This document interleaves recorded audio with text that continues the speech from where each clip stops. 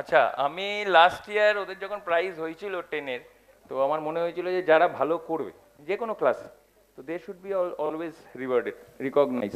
ভালো লাগে, তো আমি একবারে স্টেজে দাঁড়িয়ে বলেছিলাম যারা যে ক্লাসের সায়েন্সের চারটে মেনলি, আমি বললাম সায়েন্স যেগুলো আছে, যদি সব সাবজেক্টে 90%-এর ওপরে পায়, তাহলে we will reward them, recognize them, small recognition, but হয়তো ওদের ভালো লাগে এখন থেকে ফিলিংটা নিক, স্টেজে উঠে প্রাইজ নিতে কেমন লাগে। বাকিরাও দেখো 89 হলেও না, it is only 90, it's all about achievement in life. এক নম্বরের জন্যই হয় না, তো you need to achieve that 90%, you should be motivated to achieve that 90%। 90% দেখো হবে হবে না পরের ব্যাপার, বাট এফার্টটা বড় কথা। সেউজিৎ আছে, শ্রীদীপ আছে, শ্রীদীপ আছে সায়েন্সের সব কটা পড়তো না এইটা আমাদের কাছে, কিন্তু তাও he should be recognize for his effort, পেয়েছে।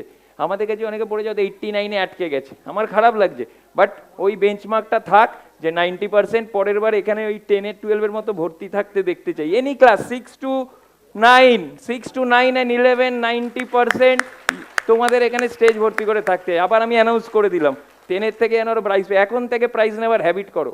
প্রাইজটা রেখে দেওয়া মেন না, অ্যাচিভমেন্ট করাটা main. Very good football player, very good Sridip, চলো।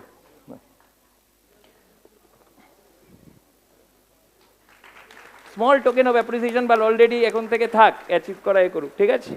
এই নমস্কার বাবা, এবার ডোবাবি তোর তো, আমি তো দেখতে পাচ্ছি ডুবছি। চলো এদিকে আসো, এদিকে আসে একটা তোদের দুই আছে। পরের বার এই গ্রুপটা কিন্তু বড় দেখতে চাই। অনেকেই আছে, আমি নাম বলছি না, আমি জানি তারা পারবে, তারা পারবে। আগের বার এখানে সার্থক পাল প্রাইজ নিয়ে গেছিল, এবার উঠতে পারেনি।